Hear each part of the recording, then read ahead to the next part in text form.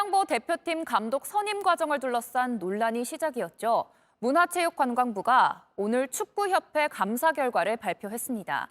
정몽규 회장에겐 자격정지 이상의 중징계를 요구했고 홍명보 감독의 재선임 방안까지 고려한 대책을 강구하라고 통보했습니다. 먼저 강나현 기자입니다.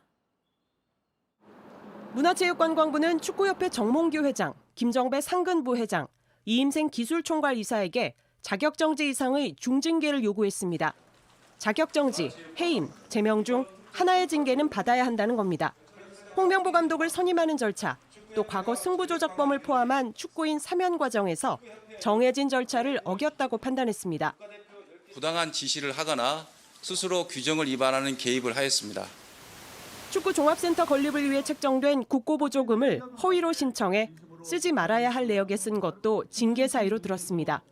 문체부는 홍명보 감독 선임 과정이 불투명하고 불공정했다고 지적했습니다. 월드컵 예선을 치르고 있지만 홍 감독의 재선임 방안 등을 포함해 절차적 하자를 치유할 방법을 강구하라고 통보했습니다. 그러면서도 홍 감독과 계약을 유지할지는 축구협회가 자율적으로 판단할 일이라고 설명했습니다. 축구협회는 징계건에 대해선 한 달 안에, 제도 개선건은 2달 안에 조치해 문체부에 보고해야 합니다. 문체부는 축구협회가 요구사항을 제대로 이행하지 않으면 보조금 지원 제한 등 활용할 수 있는 정책 수단을 다 동원할 것이라고 밝혔습니다. JTBC 강나현입니다.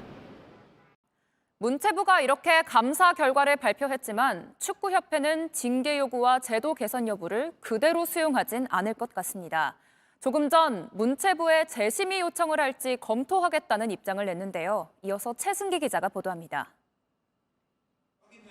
문체부가 정몽규 회장의 징계를 요구하고 홍명보 감독을 둘러싼 대표팀 감독 선임 절차의 제도 개선을 통보하면서 축구협회는 고심에 빠졌습니다. 절차상 문체부가 요구한 정 회장의 징계는 축구협회 내부 상벌을 심의하는 스포츠공정위원회가 결정합니다. 이미 스포츠공정위 구성은 정 회장이 도맡았고 문체부의 감사 결과가 강제성도 없어 제대로 된 징계가 내려질지도 의문입니다. 대표팀 감독 선임 과정 등에서 절차적 문제와 불공정 이슈가 있었지만 이를 범법행위라고 보긴 어려워 문체부가 수사 의뢰를 하기도 쉽지 않은 상황입니다. 문체부는 홍명보 감독 선임에 대해선 절차적 정당성을 다시 확보하라며 원칙론을 강조했습니다.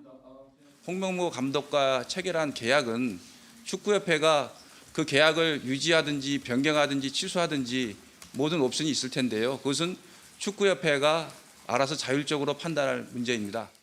월드컵 예선이 진행 중인 점, 그리고 국제축구연맹, 피파가 내건 축구협회의 정치적 독립성을 고려하면 감독의 진퇴 여부까지 밀어붙이기엔 부담으로 작용한 것으로 보입니다.